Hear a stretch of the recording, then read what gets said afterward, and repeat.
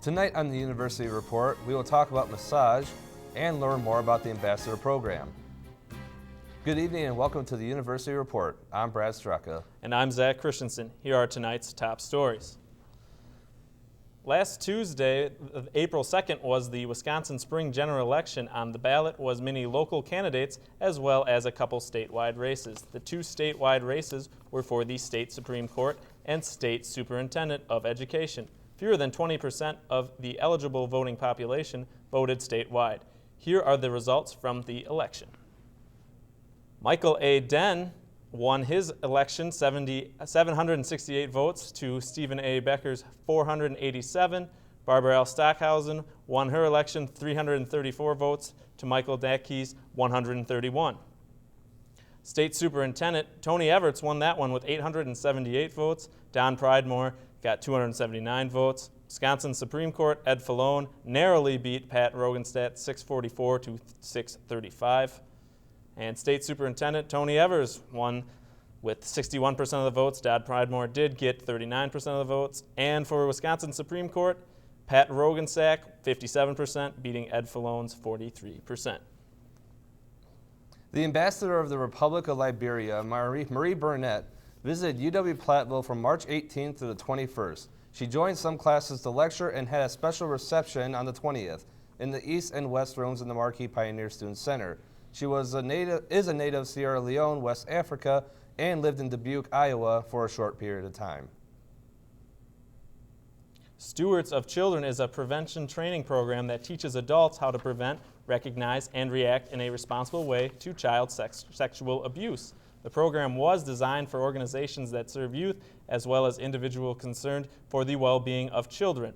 It will be held on Thursday, April 18th from 6 to 9 p.m. at the Marquis Pioneer Student Center in the Platteville Room. For more information, call Paul Erickson at 608-342-1194.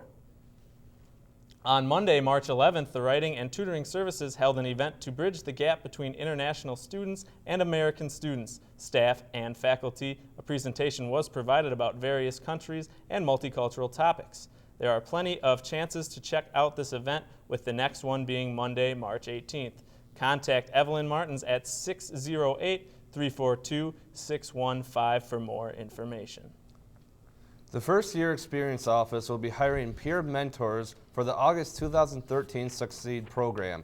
Peer mentors work with 50 freshman students in the Scholars Unleashing Collegiate Creativity and Enriching Educational Development program. And interested students should submit a completed peer mentor application via email to the FYE staff for application at fye@uwplatt.edu for more information. Students may contact the FYE staff at 608-342-1081 or go to 21 Brigham Hall. This week on campus, you can come and get some of your worries massaged away. Thursday, April 11th and Friday, April 12th, students, faculty, and the public are encouraged to come out and or set up an appointment to get their hands and feet massaged. You can get one of these massages in 136 Warner Hall. Everyone is encouraged to either stop in or make an appointment for a free massage. And we'll be right back after these messages.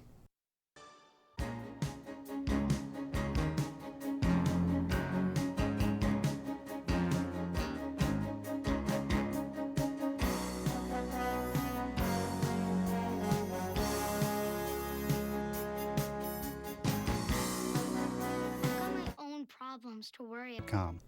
On Tuesday, April 9th, the bake sale was held in Downey Hall to help raise money for the Walk for Multiple Sclerosis. The walk will be held on April 28th. There was a registration forms for the walk provided at the bake sale, along with the CD Everybody Falls was available for donation. Contact Priscilla Hahn at 608-342-1814 for more information. Looking for a new experience to dive into on campus? UW-Platteville's Phi Ed department is offering a scuba diving class this summer and next fall semester. Students enrolled in the course learn about dive safety, learn about the equipment used in scuba diving, and complete all classroom and hands-on dive training for scuba diving certification. Summer classes will meet from July 8th through August 2nd and meets in the 8-week sessions during the fall on Tuesday and Thursday nights. To enroll, check it out in Pass. Interested in experiencing different parts of the country and its territories? The National Student Exchange could be for you. Contact Elizabeth Holsworth at 608-342-1125 for more information. Students may have noticed a golf cart driving around campus this week. This was the annual cash cart put on by Campus Programming and Relations on CPR. It is their version of Discovery's channel Cash Cab. Random students were picked up as they were walking to and from their classes to have a chance to win prizes by answering questions. To find out about the upcoming CPR events, check out their Facebook page or at uwplatt.edu/CPR.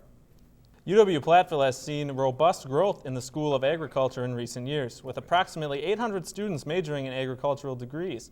The School of Agriculture has doubled in size since 1995. For more information about the Agricultural Department, set up a meeting with Dr. Michael Compton, Director, UW-Platteville School of Agriculture, or contact him at 608-342-1323 or at compton@uwplatt.edu. The Office of Multicultural Student Affairs will be hiring peer mentors for the fall 2013, spring 2014 semester. Peer mentors work with incoming freshmen from our Driven Scholars program. Applications can be picked up in room 133 Warner Hall and are due April 24th. Campus Programming and Relations is hosting their version of Family Feud.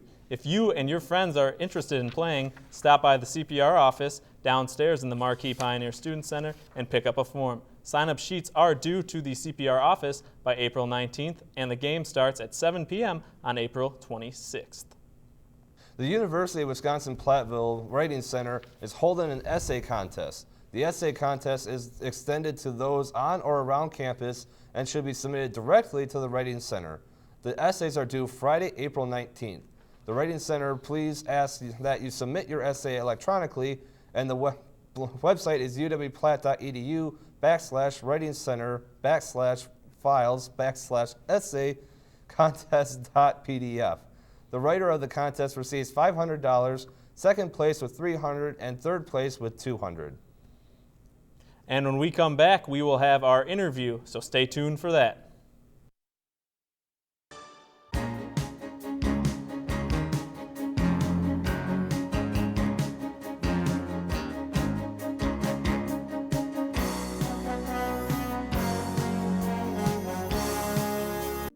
I used to have a goat. CIDI.org. Welcome back to the University Report. My name is Brad Straka. I'm here with Gene Schlueter. Gene, what is your position, or what do you currently do at this time? I am the senior health nurse for Student Health Services. Okay, and why is it good for students and faculty to know about personal hygiene? Well, personal hygiene can protect you from illness, and so it's a really simple way to protect yourself from viruses and bacteria. Let's say, how do you prevent that? How do you make sure that you don't get sick from that at all? Just keep everybody up to date on that, because I know there's new ways that. There's always illness going around, yeah. And you can't always protect yourself completely against all illnesses, but you can go a long way to protecting yourself, mostly by using good hand washing. And good hand washing involves usually soap and water for 20 seconds or longer under the water, and then wiping them dry. If you don't have access to water, you can use sanitizers. And certainly if you are a student, a lot of times you're exposed to other people's germs because you're sharing computers and phones and all kinds of stuff with other folks. And so you just want to be sure that you clean your hands in between. One of the things that happens is we tend to touch our faces and rub our eyes and things like that. And that's a lot of times how you get the viruses and bacteria into yourself. So you want to do good hand washing, but you also want to avoid touching your mucous membranes. And if you have coughing or sneezing, you should, sneeze into your sleeve. That would be helpful. Then you're not shaking hands with someone or using something and transporting it to someone else. Going to back to the hand washing, there's a lot of people do the get the paper towel and dry their hands, and people will use the air dryers. I've heard a lot of good things and bad things about the air dryers. Which way of hand drying would you say would be the best way to make sure that you don't get sick? I think either way is good. You just have to kind of think things through. If you just wash your hands and then you press that button on the hand dryer, you may be exposed to germs from that button. So maybe use this side of your hand, that kind of thing, or your elbow. When you come out of the door of the bathroom, things like that, and you just washed your hands, you want to try to push out the door, not use your hands, because a lot of the germs are on the surfaces like doorknobs and things like that. So it doesn't really matter which method you use. If you use the hand towels, you want to go to the hand towel and then use the hand towel to turn off the water faucet. Okay. I'm saying, because I know in a lot of the dorms and stuff that they have the hand dryers, and some that use towels and stuff. But going to students that live in the dorm, what illnesses should students be more cautious of to make sure that they don't get sick, especially since we're getting close to the end of the semester? Well, no one wants to be sick during finals, Yeah. and you tend to get sicker when you're stressed out. And so that's when people do tend to get sick, is because they're getting stressed and their immune system is down because they're worried about their finals and studying and things like that. Plus during the winter, when you're all crowded around with each other, you tend to get germs and stuff. There's always illness out there. Some things are very short-lived illnesses and you might not have to miss classes at all. Things like influenza, which hopefully that season is over. We haven't been seeing it lately, but that can keep you out of classes for a good week. So you would like to avoid that. So you want to use good hygiene, but you also want to get your vaccination against influenza. So that would be something I'd say about that. Sometimes we see students with sore throats, and a lot of times it's caused by a virus and they get better. Sometimes it's strep throat, and we can test and treat students at Student Health Services. Sometimes we see people for mono because they tend to be burning the candle at both ends, and that one can make you pretty sick for a while. And is there any difference between students that live on campus or live off campus? Because I know the dorms can be a lot more touchy than living off campus, because you know where everything's been at. Whom are more likely to get sick? Well, it just kind of depends upon your living situation. A lot of times the residence halls we kind of think of them as incubators of illness, because a lot of people are living together and sharing everything. And a lot of times it's younger students who live there, so people who haven't lived outside of their parents' house, and so they don't remember about all the things to do to stay well, and they share an awful lot of things.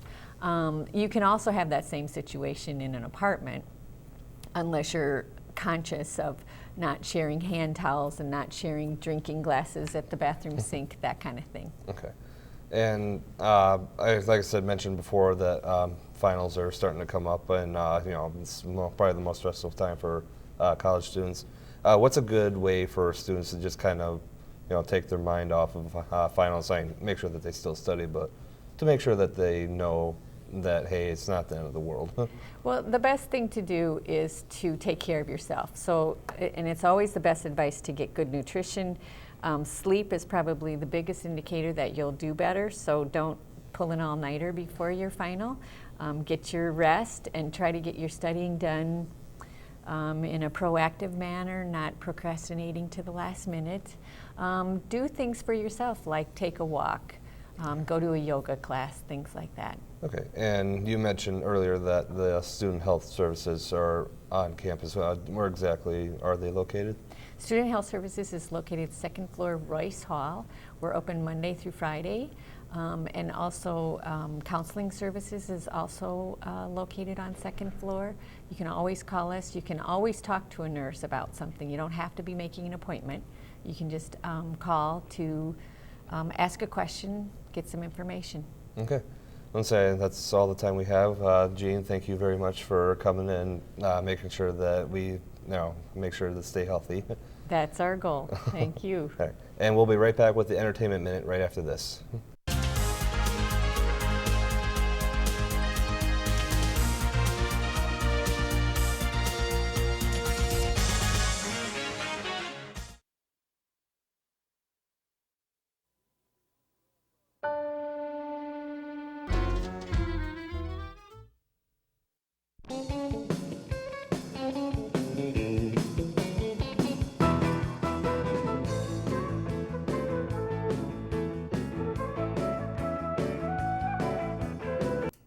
Hi, I'm Erin Penzenstadler, and welcome to the Entertainment Minute. Are you and your friends looking for something to do Saturday night? Well, stop on down to Roundtree Commons for the first annual Trivia Night. The Trivia Night will help support the Wounded Warriors Project. The Trivia Night is open to the public, which will cost them $5, and students with a student ID will get in for $3. The event will be free to retired or active military people. Doors will open at 6:30 with trivia starting at 7. Contact Trapper Mitchell at 348-7282 for more information. UW-Platteville's Department of Performing and Visual Arts Theater and Pioneer Players will present their spring musical, Guys and Dolls. The performance will be held in the Center for the Arts, Richard and Helen Broadbeck Concert Hall. Performances are Thursday, April 11th through Saturday, April 13th at 7:30 p.m., as well as on Saturday, April 13th and Sunday, April 14th at 2 p.m. For tickets and information on this event, call the University box office at 608-342-1298. And here's a look at what's playing in your local cinemas this week.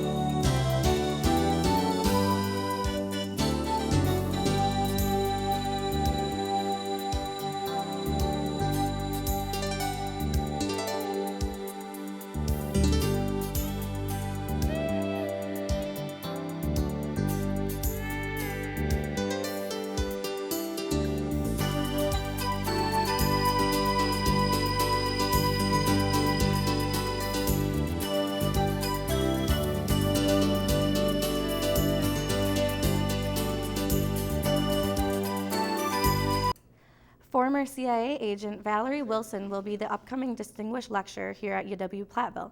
She will be on campus April 17th. Wilson will speak in the Williams Fieldhouse at 10 a.m. about an hour with a half-hour Q&A session after. Doors open at 9:30 a.m. Admission is free. A book signing of her book, Fair Game: How a Top CIA Agent Was Betrayed by Her Own Government, will be held at 11:45 a.m. in Heritage Hall at the Marquis Pioneer Student Center. For questions, contact Valerie Wetzel at wetzelv@uwplatt.edu. The Confucius Institute is celebrating its 5-year anniversary with music and dance. A dance performance troupe from South Central University for nationalities in Wuhan, China will perform. Their repertoire includes martial arts demonstrations, various ethnic group dances, and many other unique performances. Tickets are for sale online. All are welcome to attend, and the event is happening at the Center for the Arts on Saturday, April 20th at 1:30 p.m. to 3 p.m. For questions, call the Confucius Institute at 608-342-1310. And that's it for the Entertainment Minute. Now back to you for the weather in the studio. Thanks, Aaron. And now it's time for the look at our next week's weather. So for Friday afternoon, it's a shame that we lost all that warm weather earlier on Monday because this weekend is not looking too good. Friday afternoon, we have snow and rain showers with a high of 43, with winds going west at 15 to 25 miles per hour. And then on Friday evening, it's supposed to get a little bit colder, but at least the rain will stop for a while. Partly cloudy with a low of 29, with winds heading up to the northwest at 15 to 20 miles per hour. And then this weekend's forecast, we got Saturday partly cloudy with a high of 45 and a low of 36. And on Sunday, the temperature is supposed to get warmer, but we're supposed to be getting rain again with a high of 65 degrees and a low of 44. And then looking into the next week's 5-day forecast, Monday we have rain with a high of 50 degrees and a low of 39. And then on Tuesday, a little bit cooler again, but at least we'll have not any rain or precipitation. High of 48 degrees and a low of 39. Wednesday, warming up a little bit, but there's that rain again, with a high of 53 degrees and a low of 37. And then on Thursday, mostly cloudy, going to be a little bit cooler, 49 degrees and a low of 36. And then on Friday, we'll be getting a little bit of that sun back, but it's still going to be pretty chilly, with a high of 49 degrees and a low of 37. And that's your look at your next week's forecast. We now go to Zach for Question of the Week. Now it's time for Question of the Week. This week we asked students who they had winning their men's NCAA bracket and why. Louisville to win because I don't know anything about basketball and they were the #1 seed overall. And also I think they won last year. So they won this year, so nope, they didn't. I don't really know what I'm doing, but they still won, so I'm happy. I picked Georgetown to win, and they ended up choking the Florida Gulf Coast. I picked Ohio State because my dad's from Ohio. I picked the Florida Gators to win my bracket because I've been a diehard fan since I was a kid, and I had to go with my boys. I chose Ohio State because they were coming on a run out of the Big Ten tournament, but they sorely let me down. I probably would have picked Texas, but Durant's not in it anymore. But I didn't fill one out, but I probably would have picked Louisville. Who won? Do you know who won? Louisville won. Louisville won, so I would have been right. Let's say those are some really interesting picks there. Zach, who did you have winning then? I had Miami, but unfortunately they lost in the Sweet 16. And I had Georgetown, so oh well, you win, you lose. Well, that's it for this week's entertainment show. I'm Brad Straka. And I'm Zach Christensen. We'll catch you next time.